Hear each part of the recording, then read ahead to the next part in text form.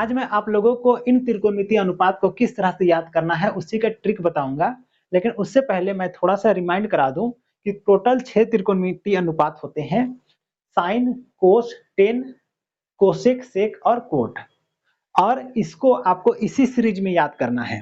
कहने का मतलब आपको याद करके रखना पड़ेगा कि साइन के नीचे क्या है कोस, कोस के नीचे है मेरा टेन, साइन के उल्टा में क्या है कोसेक और कोस के उल्टा में क्या है सेक और टेन के उल्टा में क्या है कोट। तो जब ये आप लिख लिख के प्रैक्टिस कीजिएगा और याद हो जाएगा, उसके बाद आपको आ जाना है यहाँ पर। अब इसको याद किस तरह से कीजिएगा, तो इसके लिए सबसे पहले आपको एक लाइन जो है ये वाला साइन वाला, इसको याद कर लीजिएगा। वैसे ये पहला जो लाइन है इसको भी निकालने का एक ट्रिक है, लेकिन उसको मैं बताऊंगा किसी और वीडियो में। आज आपको क्या करना है, ये एक लाइन जो है उसको याद कर लेना है कि साइन 0 का 0, साइन 30 का 1/2, साइन 45 का 1/√2 और साइन 60 का √3/2 और साइन 90 का 1। उसके बाद आपको क्या करना है, ये सेकंड लाइन पे आना है। सेकंड लाइन कहने का मतलब कोस वाला। तो कोस में क्या करना है, इधर वाला वैल्यू को इधर लिखते जाना है। मीनिंग ये जो वैल्यू है उसको यहाँ लिख दिए, ये जो वैल्यू है इसको यहाँ लिख दिए, ये वाला यहाँ उतर गया, ये वाला यहाँ चल गया, ये वाला यहाँ चल गया। तो इस तरह से हम लोग का कोस का 0 डिग्री पर, 30 डिग्री पर, 45 डिग्री पर, 60 डिग्री पर और 90 डिग्री पर वैल्यू निकल गया, बहुत ही आसान तरीका से। अब देखिए टेन का वैल्यू जानने के लिए क्या करेंगे, तो ये जो ऊपर वाला जो लाइन है उसको नीचे वाला लाइन से भाग करेंगे। तो 0 का अगर 1 से भाग करेंगे तो क्या आएगा, 0 आएगा। इसलिए टेन 0 डिग्री का वैल्यू हुआ मेरा 0। अब आगे आइए यहाँ पर, तो इस लाइन को इस लाइन से भागा कीजिए, ये डिवाइड के नीचे का 2 और नीचे का 2 कट गया, तो कितना आया 1/√3। तो वही चीज आ गया यहाँ पर। इसलिए टेन 30 का वैल्यू हो गया 1/√3। उसके बाद आता है टेन 45। तो टेन यहाँ पर आप जैसे कि देख सकते हैं कि ये और ये सेम है। तो इस लाइन को इस लाइन से जैसे डिवाइड करेंगे तो सेम सेम है, तो कट करके वैल्यू हो गया मेरा 1। अब यहाँ पर आइए टेन 60 डिग्री पर, और टेन 60 डिग्री का भी वैल्यू निकालने के लिए वही करना है, ये वाला को इससे डिवाइड करना है। तो ये 2 और ये 2 कट गया, तो कितना आया, तो √3/1। तो बाई के नीचे 1 जो रहता है उसको नहीं लिखते हैं, इसलिए केवल आ गया मेरा √3। उसके बाद देखिए यहाँ पर बहुत ही कमाल का चीज है, हो सकता है कि इससे पहले आप इस चीज को ध्यान नहीं दिए होंगे। एक है उसको इस 0 से भाग करेंगे, तो एक को अगर हम 0 से भाग करेंगे तो वैल्यू कितना आएगा, चलिए एक को 0 से भाग करेंगे, तो हो सकता है कि आप बताइएगा कि एक को 0 से भाग करने से 0 आता है, लेकिन ये गलती है। क्योंकि कोई भी जो अंक है, कोई भी अंक है, जैसे कि मान लीजिए ए कोई अंक है, उससे अगर हम 0 को भागा करते हैं तो 0 आता है। लेकिन कोई भी अंक को 0 से भाग करते हैं ना, तो वो आता है अपरिभाषित। अपरिभाषित मतलब कि इसका वैल्यू कितना आता है ये किसी को अभी तक मालूम नहीं है। अगर आप कैलकुलेटर से भी एक को 0 से भाग कीजिएगा तो एरर लिखाएगा। कहने का अर्थ है कि कैलकुलेटर को भी मालूम नहीं है कि एक को 0 से भाग करने से कितना आता है। क्यों, क्योंकि उसका परिभाषा अभी तक बना हुआ नहीं है।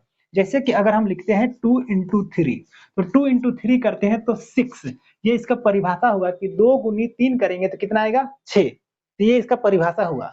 लेकिन एक को भागा करेंगे 0 से, इसका क्या होता है, तो कोई परिभाषा नहीं है और उसी को लिखते हैं इस तरह से अपरिभाषित या तो अनडिफाइंड। मेरे अंदाज से अब आपको समझ में आ गया होगा कि इन त्रिकोणमितीय अनुपात के मान को किस तरह से लिखा जाता है। अब हो सकता है कि आपके माइंड में आ रहा होगा कि यहाँ पर केवल 3 त्रिकोणमितीय अनुपात का ही मान लिखा गया है, जबकि हम लोग के पास 6 त्रिकोणमितीय अनुपात होता है।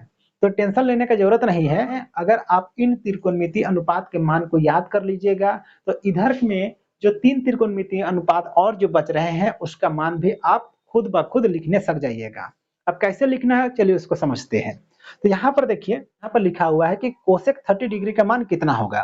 तो कोसेक 30 डिग्री का मान जानने के लिए हमको सबसे पहले देखना है कि कोसेक थीटा जो है वो किसका उल्टा है। तो यहाँ देखिए कि कोसेक थीटा जो है वो किसका उल्टा है, साइन का उल्टा। तो कहने का मतलब कि कोसेक का अगर वैल्यू जानना है तो साइन का वैल्यू को उलट देंगे तो आंसर आ जाएगा।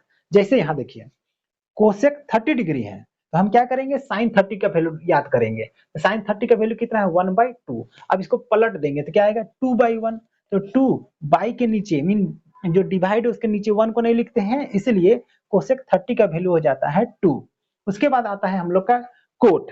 तो फिर से देखिए कि कोट जो है वो किसका उल्टा है। तो कोट किसका है उल्टा, तो टेन का उल्टा है। तो हमको जब पूछ रहा है कि कोट 45 डिग्री का कितना होता है, तो हम याद करेंगे कि टेन 45 का वैल्यू कितना होता है। तो टेन 45 का वैल्यू देखिए, टेन 45 का वैल्यू होता है 1। और 1 मतलब क्या कि 1/1 उसको पलट देंगे तो एक को पलटेंगे तो फिर भी 1 by 1 है ना आएगा, तो इसलिए यहाँ पर आया 1 by 1, बाई के नीचे 1 को नहीं लिखते हैं, इसलिए कोट 45 का भी वैल्यू हो गया मेरा 1। इसके बाद आता है हम लोग का सेक 90 डिग्री। तो सेक 90 डिग्री का वैल्यू कैसे निकालना होगा ये आपको समझ में आ गया होगा। तो सेक 90 का वैल्यू जानने के लिए हमको क्या करना पड़ेगा कि सेक का उल्टा में कौन है, कोस। तो कोस का वैल्यू, कोस 90 के वैल्यू को पलट देंगे तो सेक 90 का भी वैल्यू आ जाएगा। तो आइए, कोस 90 का वैल्यू कितना है मेरा, 0। जीरो मतलब क्या हुआ, तो जीरो है मतलब हुआ कि 0 by 1 है। अब इसको आप पलटिए, तो जीरो को अगर इसको पलट देंगे तो कितना आएगा, 1 by 0। और जैसे कि मैंने अभी आप लोग को बताया था कि 1 by 0 का वैल्यू कितना होता है, अपरिभाषित, इसलिए इसका भी वैल्यू क्या हो जाएगा मेरा, अपरिभाषित। तो इसलिए सेक 90 का वैल्यू हो गया मेरा अपरिभाषित या तो अनडिफाइंड। तो इस तरह से अगर आप इन 3 त्रिकोणमितीय अनुपात के मान को लिख लिख करके याद कर लीजिएगा, तो अन्य जो त्रिकोणमितीय अनुपात है इसका मान को याद करने का जरूरत नहीं पड़ेगा, बस उसको पलटते जाइएगा, उसका वैल्यू निकल जाएगा। तो उम्मीद करते हैं यह इंफॉर्मेशन आपको बहुत अच्छा लगा होगा। तो आज के लिए इस वीडियो में इतना ही।